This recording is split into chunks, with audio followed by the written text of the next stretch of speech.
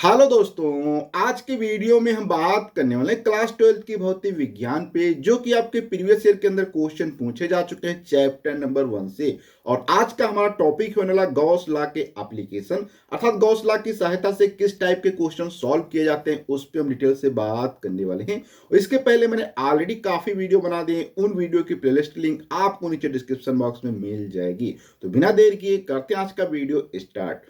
तो यहां पे आप देख सकते हैं क्वेश्चन पूछा गया है जो कि गॉस लॉ से संबंधित पूछा गया है, जिसमें कहा गया है कि गॉस के नियम का उपयोग करके एक अनंत लंबाई के पतले सीधे या एक समान आवेशित तार द्वारा उत्पन्न वैद्युत क्षेत्र की तीव्रता के लिए एक व्यंजक का निगमन करना है। और ये क्वेश्चन आप देख सकते हैं 2023 के अंदर पूछा जा चुका है। वहीं पे दूसरे टाइप से क्वेश्चन पूछा गया कि अनंत लंबाई के एक समान या समान रूप से आवेशित सीधे तार के निकट वैद्युत क्षेत्र की तीव्रता ज्ञात कीजिए। या इसी में अलग अलग टाइप से क्वेश्चन पूछा गया है, जो कि 2017, 18 और 20 के अंदर भी पूछा जा चुका है। तो ये क्वेश्चन काफी इंपॉर्टेंट है आपके एग्जाम पॉइंट ऑफ व्यू से। तो देखते हैं क्वेश्चन को कैसे सॉल्व किया जाएगा। देखो, इस क्वेश्चन में कहा गया कि एक वायर है जो कि बहुत ही लंबा वायर है और पतला वायर है और अनंत लंबाई अर्थात बहुत ही ज्यादा लंबा आपका वायर है। इस वायर के कारण इस वायर से कुछ दूरी पे आपको वैद्युत क्षेत्र की तीव्रता ज्ञात करना है। तो कैसे वैद्युत क्षेत्र की तीव्रता ज्ञात करेंगे, आप गॉस के नियम का यूज करके उस पे हम बात करते हैं। तो देखो, यहाँ पे सबसे पहले आपको कुछ डिफिनेशंस के रूप में हम आपको समझा देते हैं कि यहाँ पे हम क्या क्या कार्य करने वाले हैं। देखो, इसमें हम क्या करेंगे, एक अनंत लंबाई का चालक तार प्रदर्शित करेंगे, जो कि यहाँ पे आप देख सकते हैं। ये यहाँ पे आपको प्लस प्लस दिखाई दे रहा, वाई से वाई डैश में यहाँ पे आपको एक वायर दिखाई दे रहा है। तो यहाँ पे हम क्या करेंगे, आवेश प्रदर्शित करेंगे, जिसको आवेश का रेखीय घनत्व क्यू द्वारा कूलम प्रति मीटर है। देखो, आवेश घनत्व जो होता है ये तीन टाइप के होते हैं। एक होता है रेखीय आवेश घनत्व, एक होता है सरफेस आवेश घनत्व, तीसरा होता है आपका वॉल्यूम अर्थात आयतन आवेश घनत्व। रेखीय आवेश घनत्व का मतलब होता है जब बहुत कुछ पतली चीज होती है, जैसे कि वायर हो गया या कोई धागा हो गया, इस टाइप से जब चीजें होती हैं तो इसके ऊपर जो आवेश का वितरण होता है उसे हम रेखीय आवेश घनत्व कहते हैं। वहीं पे मान लो आपके पास कोई सीट दी गई है या इस प्रकार का कोई आपका कागज दिया गया है या लोहे की कोई सीट है, इसके ऊपर जब आवेश का वितरण किया जाता है तो उसे हम क्या कहते हैं, वहां पे सरफेस या क्षेत्रफल घनत्व कहा जाता है, अर्थात आवेश का क्षेत्रफल घनत्व। वहीं पे अगर कुछ वॉल्यूम वाली चीजें होती हैं, जैसे कि मान लो इस प्रकार से आपके पास माउस है, ये माउस अगर आपका लोहे का होता, अगर इसको आपको कोई भी चार्ज देते तो यहाँ पे इसका वॉल्यूम है, तो यहाँ पे आवेश का जो वॉल्यूम घनत्व हो जाता है। तो यहाँ पे आप देख सकते हैं हमारा वायर जो होता है बहुत ही पतला है, इसलिए यहाँ पे जो आवेश घनत्व की हम बात करेंगे वो रेखीय आवेश घनत्व की यहाँ पे हम बात करेंगे। तो यहाँ पे रेखीय आवेश घनत्व है, माना यह तार के परावैद्युतांक वाले माध्यम में रखा है। मान लो कोई माध्यम है जिसके अंदर ये रखा गया, जिस माध्यम का परावैद्युतांक कितना है, के परावैद्युतांक यहाँ पे दिया गया है। इसकी अक्ष से r दूरी पर बिंदु P है, अर्थात यहाँ पे आप देख सकते हैं ये एक्सिस इसकी होगी, तो इससे r दूरी पे ये r दूरी पे यहाँ पे सपोज करो एक ये बिंदु P दिया गया है, ये जहां इस चालक तार के कारण वैद्युत क्षेत्र की तीव्रता ज्ञात करनी है। इसी बिंदु पे हमें वैद्युत क्षेत्र की तीव्रता ज्ञात करनी है, तो यहाँ पे हमने सपोज किया बिंदु P है। अब इसके बाद चित्र में अगर चालक तार के चारों ओर r त्रिज्या का एक ऐसा बेलन दर्शाया जाए जिसकी लंबाई यहाँ पे l है, अर्थात यहाँ पे हम क्या करते हैं, एक चालक तार जो हमारे यहाँ पे वायर दिया गया था, ये जैसे वायर है, इस वायर के चारों तरफ एक ऐसा यहाँ पे हम क्या करते हैं, बेलन बना लेते हैं जो कि इस वायर को एक अच्छे तरीके से ढक लेता है। तो जो और जिसकी लंबाई क्या है, यहाँ पे l है, तथा प्रक्षेपण बिंदु P इसके वक्र पृष्ठ पर है। और यहाँ पे प्रक्षेपण बिंदु जो P जो रहेगा, अर्थात जहां पे आपको वैद्युत क्षेत्र ज्ञात करना है, वो जो आपने यहाँ पे एक इमेजिनरी या गॉसियन सरफेस आप खींच रहे सिलेंडर की, उसी पॉइंट पे अर्थात उसके सरफेस पे रहने वाला है, जिसकी लंबाई यहाँ पे l है तथा प्रक्षेपण बिंदु इसके वक्र पृष्ठ पर। इस बेलन अक्ष तथा तार की अक्ष एक ही दिशा में होगी। और यहाँ पे आप देखेंगे जो बेलन की एक्सिस होगी और ये वायर की एक्सिस है, ये दोनों क्या होंगे, एक ही डायरेक्शन में रहेंगी। यहां तक तो चीजें समझ में आ जाती हैं। यही चीज यहाँ पे आप चाहें तो डायग्राम में भी देख सकते हैं। यहाँ पे आप देखेंगे ये आपका वायर है, वायर पे प्लस का आवेश यहाँ पे दिया गया है, और यहाँ से इस पॉइंट पे मान लो आपको r दूरी पे ज्ञात करना था, तो यहाँ से आप क्या करते हैं, एक सिलेंडर खींचेंगे जिसको हम गॉसियन पृष्ठ कहते हैं। अब यहाँ पे देखेंगे ये जो आपका बेलन है, इसमें दो कंडीशन होंगी। एक तो यहाँ पे सर्कुलर होता है, अर्थात यहाँ पे जो कर्व वाला ये एक सरफेस होगा, एक यहाँ पे ऊपर का सरफेस होगा। तो यहाँ पे आप देखेंगे तो वैद्युत क्षेत्र क्या होगा, बाहर की तरफ होगा। यहीं पे एरिया वेक्टर का छोटा सा देखा जाए dA, तो ये भी क्या होगा, बाहर की तरफ होगा। अर्थात यहाँ पे वैद्युत क्षेत्र क्षेत्र और यहाँ पे आपका जो एरिया वेक्टर है, इन दोनों के बीच में एंगल कितना होगा, 0 होगा, क्योंकि यहाँ पे एरिया वेक्टर भी बाहर की तरफ है और वैद्युत क्षेत्र भी बाहर की तरफ है, इसलिए यहाँ पे एंगल 0 हो जाएगा। वहीं पे यहाँ पे कंडीशन देखा जाए तो यहाँ पे एरिया वेक्टर तो इधर की तरफ होगा लेकिन वैद्युत क्षेत्र इधर की तरफ होगा, अर्थात यहाँ पे आप देखेंगे इस प्रकार से शेप बन जाएगा, अर्थात वैद्युत क्षेत्र इधर बाहर की तरफ और एरिया वेक्टर ऊपर की तरफ, तो इनके बीच में एंगल कितना बन जाएगा, 90 डिग्री का। और हम जानते हैं जब 90 डिग्री का मान होता है, अगर cos 90 देखा जाए तो 0 होता है, वहीं पे cos 0 डिग्री का मान 1 होता है, तो इसलिए वैद्युत क्षेत्र जो हमारा हो जाएगा इस वाले सरफेस से हमेशा 0 हो जाएगा। यहाँ पे आपका वैद्युत क्षेत्र अर्थात यहाँ पे फाई जो आपका फ्लक्स होगा वो 0 हमेशा यहाँ पे प्राप्त होगा, यहाँ पे आपका जो है फाई 0 नहीं होगा। इस प्रकार से यहाँ से हमसे समझ लिया कि किस प्रकार से डायग्राम है और यहाँ पे हमने क्या ज्ञात करना है। अब हम यहाँ पे आगे समझते हैं कि इसमें क्या कार्य करना होगा। जैसे कि हम सभी जानते हैं कि तार जो है समान रूप से आवेशित है, अतः इसकी अक्ष से समान दूरी पर स्थित प्रत्येक बिंदु पर वैद्युत क्षेत्र की तीव्रता E होगी। इसकी दिशा अक्ष के लंबवत होगी जो कि बाहर की ओर होगी, अतः वैद्युत क्षेत्र की तीव्रता की दिशा बेलन के अनुप्रस्थ काट के समांतर है, अतः इस समतल पृष्ठ से गुजरने वाला वैद्युत फ्लक्स शून्य होगा, जो कि अभी मैंने बताया कि यहाँ पे जो वैद्युत क्षेत्र आपका होगा अर्थात यहाँ पे वैद्युत फ्लक्स आपका 0 रहेगा और यहाँ पे आपका 0 नहीं रहेगा। तो इसीलिए यहाँ पे हम लिख सकते हैं क्योंकि इसका क्षेत्रफल वेक्टर ए में वेक्टर ई के लंबवत होगा, इसलिए यहाँ पे आपका वैद्युत क्षेत्र क्या हो जाएगा अर्थात वैद्युत फ्लक्स 0 हो जाएगा। वहीं पे अगर हम बात करें बेलन के पृष्ठ का क्षेत्रफल क्या होता है, तो हम सभी जानते हैं बेलन का जो वक्र पृष्ठ होता है वो 2 पाई आर एल होता है।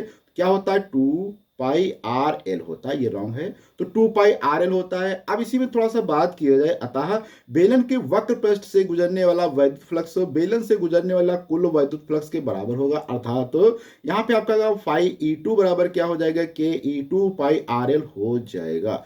अतः यहाँ पे ये हो जाएगा। अब यहाँ से अगर हम जोड़ते हैं तो बेलन से गुजरने वाला कुल वैद्युत फ्लक्स कितना हो जाएगा, तो क्या हो जाएगा, phi E is equal to phi E1 plus phi 2, क्योंकि यहाँ पे मैंने दो प्रकार से निकाला है, एक कर्व वाला जो यहाँ पे सरफेस था इधर वाला इससे निकाला है, एक लंबवत वाला अर्थात ये वाला यहाँ पे समतल वाला। समतल से 0 आता है जिसको हम फाई E1 लिखा था, यहाँ पे देख सकते हैं। वो फाई E2 जो है आपका एक कर्व वाला, तो कर्व वाला बच जाएगा, वो यहाँ पे 0 है, तो यहाँ पे रखने पे आपका ये आ जाएगा फाई बराबर 2 पाई आर एल इंटू के ई आ जाएगा। इस बेलन के अंदर अगर हम बात करें आवेश की, तो यहाँ पे बेलन के अंदर जो आवेश होता है उसका परिबद्ध कितना होता है, तो बेलन के अंदर तार की लंबाई प्रति एकांक क्षेत्रफल, अर्थात यहाँ पे जो आपका क्यू डैश बराबर क्या हो जाएगा, क्यू डैश बराबर क्यू इंटू यहाँ पे आपका एल हो जाएगा। ये यहाँ से आपको जानकारी मालूम हो जाती है। तो अब अगर हम यहाँ पे गॉस के नियम का यूज करते हैं, तो गॉस के नियम से यूज करने से आपको यहाँ पे क्या प्राप्त होगा, जो कि यहाँ पे आप देख सकते हैं। अगर मैं थोड़ा सा इसको जूम इन कर लेता हूं, तो गॉस के नियम का अगर जैसे आप यहाँ पे यूज करेंगे, तो यहाँ पे आप देखेंगे फाई ई बराबर 1/ε0 क्यू डैश होता है। तो यहाँ पे क्यू डैश क्या बताता है कि आवेश उस गॉसियन पृष्ठ के अंदर कितना आता है। आपको ध्यान रखना, जब भी गॉस का नियम यूज करेंगे तो गॉस का नियम ये बताता है कि जो आपने गॉसियन पृष्ठ ड्रा किया है उसके अंदर कितना आवेश आता है, ना कि उस टोटल आवेश का।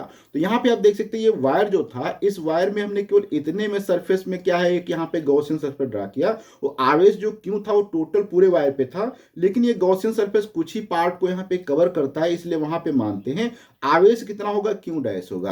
और यहाँ पे क्यू डैश बराबर क्या हो जाएगा, इसकी लेंथ गुणे क्या हो जाएगा, टोटल आवेश। तो यहाँ से क्यू डैश बराबर क्यू इंटू एल हो जाएगा। तो यहाँ पे गॉसियन सरफेस आपका क्या हो जाएगा, फाई ई बराबर 1/ε0 इंटू क्यू डैश की जगह पे एल इंटू क्यू हो जाएगा, अर्थात फाई बराबर 1/4πε0 और एल इंटू क्यू। अब यहाँ पे आपको बस मान रख देना है और यहाँ सॉल्व करेंगे तो वैद्युत क्षेत्र आपका आ जाएगा 1/2πε0 Q/R आ जाएगा। ये किसी भी सिलेंडर वायर के कारण होता है। इस प्रकार से आप बहुत ही आसानी से एग्जाम के अंदर सॉल्व कर सकते हैं। और जिस टाइप से मैंने यहाँ पे क्वेश्चन को लिखने की कोशिश की है, आपको ऐसे ही लिखना है। यहाँ पे लैंग्वेज अगर आप चाहें तो थोड़ी बहुत छोड़ भी सकते हैं, लेकिन इससे कोई फर्क नहीं पड़ता है। लेकिन आपका जो डेरिवेशन का पार्ट है ये कंप्लीट होना चाहिए, ये कहीं पर भी पार्ट स्किप नहीं होना चाहिए। तो जब आप एग्जाम के अंदर इस क्वेश्चन का आंसर लिख रहे हैं तो आपके पास अगर टाइम कम है तो आप यहाँ पे लैंग्वेज को थोड़ा सा छोड़ सकते हैं, लेकिन अगर आपके पास टाइम ज्यादा है तो आपको लैंग्वेज भी कंप्लीट रूप से लिखनी चाहिए। लेकिन डेरिवेशन आपको तो हमेशा लिखनी पड़ेगी, चाहे आपको के पास टाइम कम हो या ज्यादा। तो आज की वीडियो हमने यहां तक समझ लिया।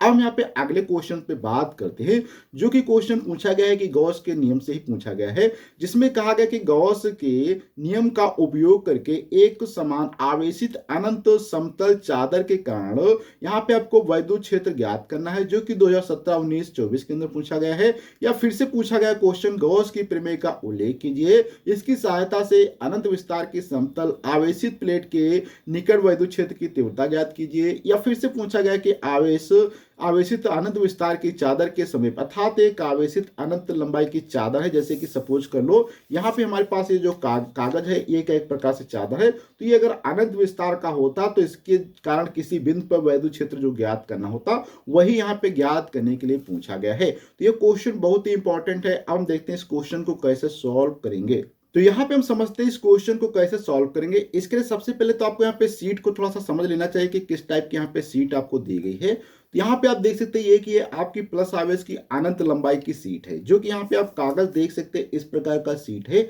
अब इसके कारण किसी बिंदु पर अगर आपको वैद्युत क्षेत्र ज्ञात करना है, सपोज करो यहां से इस पॉइंट पे आपका पॉइंट पी है जहां पे आपको वैद्युत क्षेत्र ज्ञात करना है, तो ये पॉइंट पी लेना होगा। इस पॉइंट पी से एक यहाँ पे आपको ऐसा सिलेंडर ड्रा करना होगा जो इस आपके जो है यहाँ पे जो आपकी प्लेट है, इस प्लेट के दोनों तरफ आर पार निकलते हुए जाएगा और ये कुछ क्षेत्रफल समान लेगा, जिसका नाम हम डी ए लिख सकते हैं। तो यहाँ पे ये सब सपोज करो ये वायर है, यहाँ पे मैं अगर इस पेन को इसके अंदर से यहाँ पे पास करके आपको दिखा देता हूं, या जैसे कि सपोज करो यहाँ पे मेरे पास एक ये पेन है और यहाँ पे पेन को मैं क्या कर देता हूँ, इस सीट से यहाँ पे पार कर देता हूँ। आपको ध्यान से समझना होगा, इस प्रकार से यहाँ पे सीट है और ये सीट के इधर से उधर हमने देखो यहाँ पे सिलेंडर ड्रा किया है।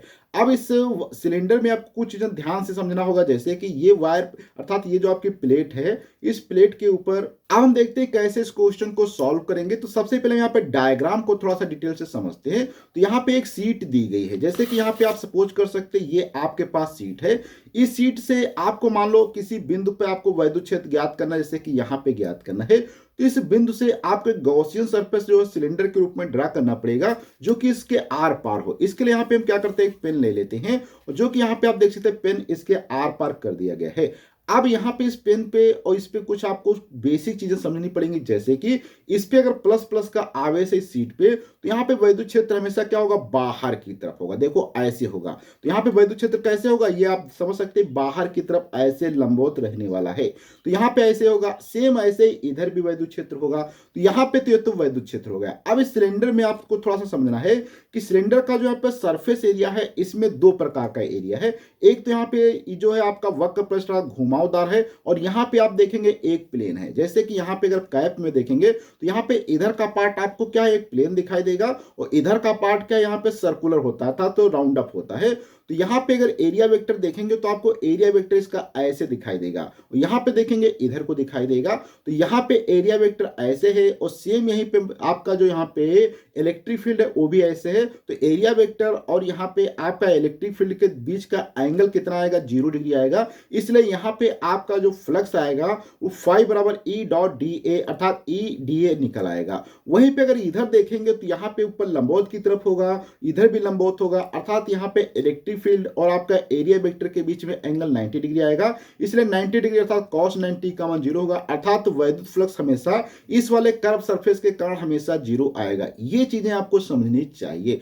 अब इतना समझ लेंगे, अब यहाँ पे आप बहुत ही आसानी से वैद्युत फ्लक्स निकाल सकते हैं। तो टोटल वैद्युत फ्लक्स जब आप निकालेंगे तो इस कर्व सरफेस के कारण और इस फ्लैट सरफेस के कारण दोनों का सम आएगा। तो ये वाला 0 है, तो आपका यही केवल बच जाएगा। तो अब थोड़ा सा हम इसमें समझ लेते हैं कि एग्जाम में कैसे सॉल्व करना है। तो यहाँ पे अपने डायग्राम को भी देख सकते हैं, जैसे कि प्लस प्लस यहाँ पे सीट हमारी क्या है, बी सी डी जी यहाँ पे सीट है, इसमें ये पॉइंट बी है। यहाँ पे मैंने इधर से उधर तक पॉइंट ले लिया है, तो वैद्युत क्षेत्र इधर होगा, इसमें इधर होगा। तो यहाँ पे हम लिख लेते हैं थोड़ा सा कि अनंत विस्तार के समतल आवेशित प्लेट के कारण किसी बिंदु पर वैद्युत क्षेत्र की तीव्रता था, किसी भी बिंदु पे आपको वैद्युत क्षेत्र की तीव्रता निकालना है। तो चित्र BCDG में एक अनंत विस्तार की आवेशित समतल प्लेट है जिसकी मोटाई नगण्य है। इस प्रकार की प्लेट के दोनों पृष्ठों पर समान आवेश होता है। माना इसके प्रत्येक पृष्ठ पर आवेश का घनत्व अगर सिग्मा हो, अर्थात आवेश घनत्व मैंने अभी बताया था कि आवेश घनत्व 3 टाइप के होते हैं। एक रेखीय आवेश घनत्व जो कि वायर के लिए होता है, दूसरा होता है सरफेस घनत्व जो कि किसी प्लेन शीट के लिए होता है, थर्ड होता है वॉल्यूम आवेश घनत्व जो कि किसी वॉल्यूम जैसे कि घन हो गया, आपका क्यूब हो गया, उसके लिए होता है। तो यहाँ पे यदि प्लेट धनावेशित है तो इसके कारण वैद्युत क्षेत्र की तीव्रता प्लेट के लंबवत बाहर की ओर होगी, जो कि अभी मैंने देखा है कि प्लेट जब आपकी धनात्मक होती है तो वैद्युत क्षेत्र बाहर की तरफ होता है, और यदि प्लेट ऋणात्मक होगी तो प्लेट के अंदर की तरफ होगा। अगर ऋणात्मक होगी तो यह क्या होगा, अंदर की तरफ होगा। इसके बाद चित्र में धनावेशित प्लेट दिखाई गई है। माना इस प्लेट के निकट बिंदु P पर वैद्युत क्षेत्र की तीव्रता ज्ञात करनी है। सपोज करो यहाँ पे एक बिंदु कोई P था जिसपे आपको वैद्युत क्षेत्र की तीव्रता ज्ञात करनी है। तो यहाँ पे इस आपको करना क्या होगा, इसके लिए इस प्लेट के आर पर एक बेलनाकार गॉसियन पृष्ठ की कल्पना करते हैं, जिसके अनुप्रस्थ काट के पड़ता जो है आपका क्षेत्रफल डीए है, जो कि सीट के समांतर है। प्लेन के बेलन के पी तथा पी डैश पर प्लेट के समान दूरी पर हैं, और यहाँ पे अर्थात जो मैंने सिलेंडर ड्रा किया था इस पे एक पी बिंदु इधर होगा तो पी डैश इधर होगा, और ये जो प्लेट से दोनों बराबर दूरी पे बिंदु इस प्रकार से लिए गए हैं। अब इसमें थोड़ा सा आगे समझते हैं। तो सिरे P पर डीए का प्रत्येक बिंदु पर गॉसियन क्षेत्र की तीव्रता E का मान समान होगा, अतः वैद्युत क्षेत्र की तीव्रता E पृष्ठ के लंबवत बाहर की ओर होगी, अतः क्षेत्रफल डीए को क्षेत्रफल सदिश डीए से प्रदर्शित किया जाता है, जो कि E की ही दिशा में होगा। यहां तक सभी चीजें समझ में आ जाती। अब यहाँ पे थोड़ा सा डेरिवेशन का पार्ट बचता है, जो कि यहाँ पे आपको करना है। अब हम देखते हैं इसका डेरिवेशन वाला पार्ट कैसे कंप्लीट किया जाएगा। तो यहाँ पे आप समझ सकते हैं, जो हमारा बिंदु P था यहाँ पे, तो सिरे P पे जो है इस पृष्ठ से गुजरने वाला फ्लक्स, अर्थात ये जो यहाँ पे फ्लैट वाला सरफेस है, इससे गुजरने वाला फ्लक्स क्या होगा, तो फाई डेल फाई ई बराबर ई डॉट डी ए। और यहाँ पे मैंने बात किया था कि जो एंगल है आपका इलेक्ट्रिक फील्ड और यहाँ पे एरिया वेक्टर के बीच में 0 डिग्री है, अर्थात यहाँ पे डी ए क्या हो जाएगा, कॉस 0 डिग्री, अर्थात ई डी ए निकल आएगा। इसी प्रकार गॉसियन पृष्ठ पी डैश बिंदु से, अगर इधर ये पी था तो यहाँ पे पी डैश से निकालेंगे तो डेल फाई पी डैश क्या हो जाएगा, ई डॉट डी ए हो जाएगा। अब इसी प्रकार से गॉसियन पृष्ठ के वक्र पृष्ठ से अगर हम देखा जाए, वक्र पृष्ठ जो कि मैंने अभी यहाँ पे बताया था, ये वाला जो पृष्ठ होता है इसके कारण देखेंगे तो यहाँ पे आपका एंगल क्या होता है, 90 डिग्री होता है, जिस कारण से यहाँ पे थीटा 90 डिग्री हो जाएगा, इसलिए यहाँ पे जो है आपका इलेक्ट्रिक फ्लक्स जो होता है 0 आ जाएगा। अर्थात गॉसियन पृष्ठ जो होता है वक्र पृष्ठ से तल से गुजरने वाला वैद्युत फ्लक्स 0 होगा, अतः बंद पृष्ठ से गुजरने वाला कुल फ्लक्स क्या हो जाएगा, तो यहाँ पे जो वक्र पृष्ठ के कारण आता है और यहाँ पे आपका जो फ्लैट सरफेस के कारण आता है, सभी का योगफल 0, अर्थात सभी का योगफल होगा। तो यहाँ पे आप देखेंगे इसका यहाँ पे वक्र पृष्ठ है, तो वक्र पृष्ठ वाला आपका 0 है, इसलिए ई डॉट डी ए अर्थात 2EDA आ जाता है, जो कि आसानी से। अब इसी पे आपको करना क्या होता है, परंतु बंद पृष्ठ के अंदर समतल प्लेट का घिरा सिरा कितना होगा, जो यहाँ पे आपने बंद पृष्ठ बना है इसमें देखेंगे ये जो एरिया घिरा था, जैसे कि यहाँ पे आप देखेंगे ये जो आपका छोटा सा एरिया कागज का था, ये कितना घिरा है, DA।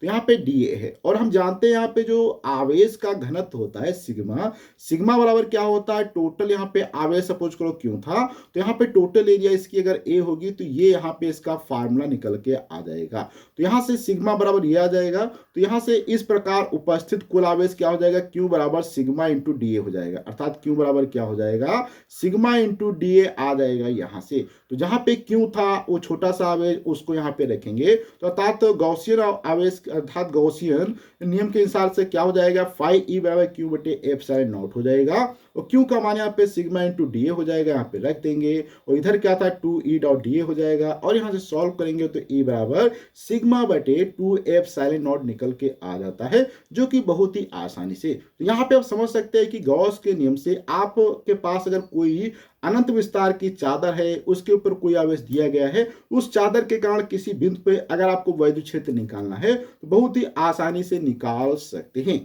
अब यहाँ पे थोड़ा सा आगे बात करते हैं। तो यहाँ पे अब एक क्वेश्चन फिर से दिया गया है, जिसमें कहा गया कि एक समान आवेशित आचालक गोले के भीतर किसी बिंदु पर गॉसियन या गॉस प्रमेय की सहायता से आपको वैद्युत क्षेत्र की तीव्रता का सूत्र स्थापित करना है। अर्थात यहाँ पे हम बात करें तो एक आचालक, देखो चालक दो प्रकार के हो सकते हैं, एक तो होता है चालक जिसके अंदर बहुत ही आसानी से वैद्युत धारा का प्रवाह किया जा सकता है, लेकिन उसके कारण अगर अंदर किसी बिंदु पे आप वैद्युत क्षेत्र देखेंगे तो हमेशा 0 मिलेगा, जैसे कि आपका लोहे का कोई गोला हो सकता है या कोई भी धातु का गोला हो सकता है। वहीं पे आधातुओं के गोले जो होते हैं उनको हम आचालक कहते हैं, उसके अंदर जो है वैद्युत क्षेत्र की तीव्रता 0 नहीं होती है। तो यहाँ पे कोई आचालक दिया गया है गोला, जिसके कारण आपको उसके किसी अंदर बिंदु पे आपको वैद्युत क्षेत्र ज्ञात करना है। तो यहाँ पे आप देख सकते हैं गोला यहाँ पे आपको दिखाई दे रहा होगा, ये जो यहाँ पे रेड कलर से अर्थात नीले कलर से है, ये यहाँ पे एक गोला है। इस गोले के कारण मान लो यहाँ पे आपको ये बिंदु P इसके अंदर आप कहीं पर लेते हैं, इस बिंदु P पे आपको वैद्युत क्षेत्र ज्ञात करना है। तो कैसे ज्ञात करेंगे, इसके लिए यहीं पे आपको क्या करना होता है, एक गॉसियन सरफेस ड्रा कर लेना होता है। जैसे कि ये पहला आपका गोला बड़ा था, जैसे कि यहाँ पे मैं आपको एक बार दिखा देता हूं, ये सपोज करो आपका यहाँ पे एक गोला था, जिस गोले के कारण आपको इस बिंदु पे अगर वैद्युत क्षेत्र ज्ञात करना है तो इस बिंदु पे आप क्या करेंगे, एक यहाँ पे गॉसियन सरफेस ड्रा करेंगे जो कि इस बिंदु से जाते हुए अर्थात गुजरे, जैसे कि ये बिंदु P है।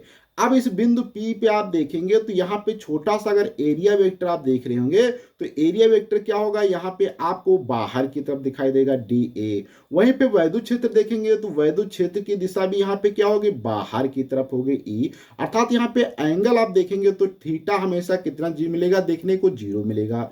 अब यहाँ पे अगर ये बड़ा वाला जो आकार का आपका ये गोला था जिसकी रेडियस सपोज करो कैपिटल R है, और यहाँ पे अपने जो छोटा सा गोला बना है जिसकी रेडियस R है, तो यहाँ पे अगर हम टोटल आवेश इसमें मान लो सपोज करो Q दिया गया था, तो यहाँ पे Q बराबर क्या हो जाएगा यहाँ पे, या वॉल्यूम घनत्व की हम बात करें जिसको यहाँ पे हम क्या करते हैं सिग्मा से जनरली लिखते हैं, तो यहाँ पे क्या हो जाएगा वॉल्यूम घनत्व अर्थात तो रो बराबर क्या हो जाएगा, आवेश कितना दिया गया बटे वॉल्यूम, यहां से ये हो जाएगा।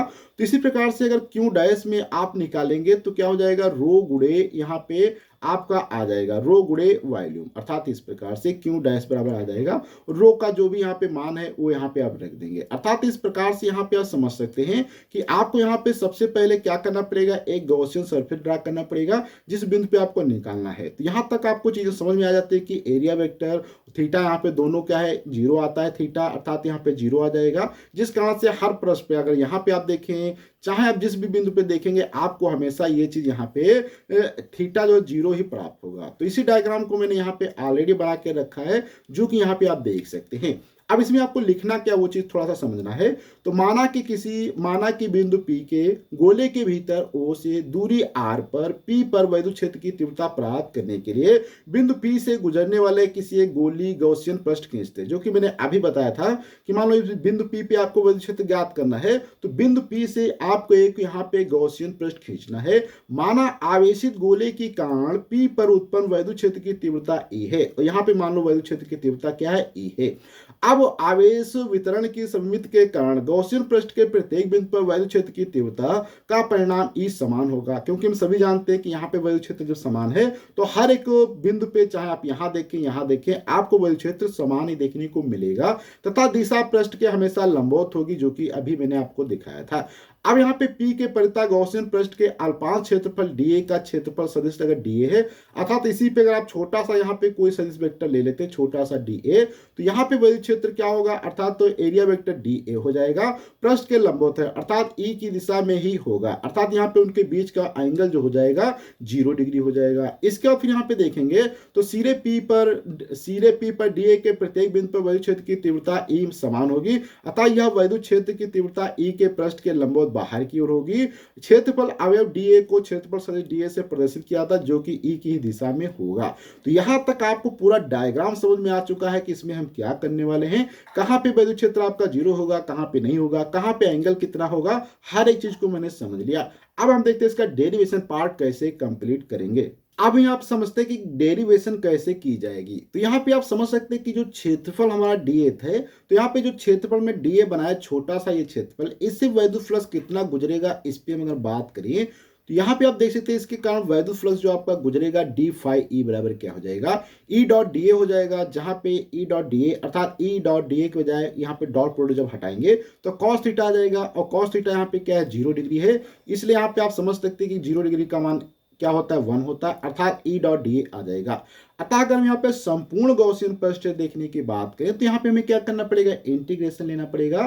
तो यहाँ पे क्या हो जाएगा phi is equal to E dot dA बराबर क्या हो जाएगा इंटीग्रेशन E dA, अर्थात यहाँ पे dA का इंटीग्रेशन, और यहाँ पे हम जानते हैं dA क्या टोटल सरफेस बताएगा, तो यहाँ पे उसकी रेडियस क्या थी स्मॉल r थी, तो उसका टोटल एरिया क्या हो जाएगा 4 पाई r स्क्वायर हो जाएगा, अर्थात यहाँ पे एरिया आपका 4 पाई अर्थात phi E बराबर यहाँ पे निकल के आ जाएगा 5 E डॉट 4 पाई r स्क्वायर। अब यहाँ पे हम जानते हैं कि गॉसियन पर या गॉस के नियम के अनुसार क्या होता है, फाई ई बराबर क्या हो जाएगा, क्यू डॉस एप्सिलॉन नॉट। यहाँ पे क्यू डैश ये बताता है कि कितना आवेश इस गॉसियन पृष्ठ के अंदर आता है, क्योंकि यहाँ पे हमने छोटा सा एक स्फीयर लिया है। टोटल स्फीयर पे आवेश आपका तो यहाँ पे क्यू था, लेकिन इस छोटे वाले पे क्या होगा, आपका यहाँ पे आवेश क्यू डैश होगा। तो ये आवेश क्यू डैश अर्थात यहाँ से फाई ई बराबर क्या हो जाएगा, फाई ई बराबर क्यू डैश बटे एप्सिलॉन नॉट हो जाएगा। अब जहां पे क्यू डैश जो है आवेश क्यू का वह भाग है जो त्रिज्या आर के, अर्थात यहाँ पे जो स्मॉल आर है, आर के बंद गॉसियन पृष्ठ द्वारा परिबद्ध है। अर्थात यहाँ पे क्या हो जाएगा, ई 4 पाई आर स्क्वायर क्यू डैश बटे एप्सिलॉन नॉट। तो यहाँ पे आप देखेंगे तो क्या ई बराबर बटे 4 पाई एप्सिलॉन क्यू बटे आर स्क्वायर हो जाएगा। अब यहाँ पे क्यू डैश की कैलकुलेशन हमें करनी पड़ेगी। तो क्यू डैश बराबर क्या होगा, क्योंकि हम आचालक गोला एक समान रूप से आवेशित है, इसलिए आवेश का आयतन घनत्व तो पूरे गोले में एक समान वितरित होगा। तो यहां से रो बराबर क्या हो जाएगा, क्यू बटे वॉल्यूम होता है जो कि 4 बटे 3 पाई आर क्यूब हो जाएगा। तो यहाँ पे क्यू डैश बराबर अगर आपको निकालना है तो फिर क्या हो जाएगा, 4 बटे 3 पाई स्मॉल आर क्यूब हो जाएगा। अर्थात यहाँ पे क्यू डैश बराबर क्यू डैश बराबर इक्वल टू क्या हो जाएगा, क्यू इंटू आर बटे आर कैपिटल आर का होल क्यूब हो जाएगा। यहां से आप क्यू डैश का मान इस वाले समीकरण में आप रख देंगे तो यहां से आपका ये चीज प्राप्त हो जाएगी। और यहाँ पे आप देख सकते हैं इसमें क्यू बराबर अगर 4 बटे 3 पाई आर क्यूब रख दिया जाए, अर्थात तो यहाँ पे आपका क्या हो जाएगा, ई बराबर रो बटे एप्सिलॉन नॉट आर बटे 3 आ जाएगा। तो यहाँ से समीकरण 1 और 2 से आप देख सकते हैं कि आवेशित तो गोले के भीतर वैद्युत क्षेत्र के लिए व्यंजक है। स्पष्ट है कि एक समान आवेशित आचालक गोले के भीतर किसी बिंदु पर वैद्युत क्षेत्र की तीव्रता उस बिंदु के गोले से आर दूरी के अनुक्रमानुपाती होता है। तो ये बहुत ही अच्छा क्वेश्चन था, जिस क्वेश्चन को आज मैंने यहाँ पे डिटेल से सॉल्व करने की कोशिश की है। तो आज के वीडियो हम लोग इतना रखते हैं, अगले वीडियो मिलेंगे कुछ नए कॉन्सेप्ट के साथ में, कुछ नए क्वेश्चन के साथ में। जब तक के लिए धन्यवाद। और यदि अभी तक आपने हमारे चैनल को सब्सक्राइब नहीं किया तो प्लीज सब्सक्राइब करें, साथ में बेल आइकन को प्रेस करें, क्योंकि यहाँ पे आपको ऐसे ही रेगुलर वीडियो मिलते रहेंगे।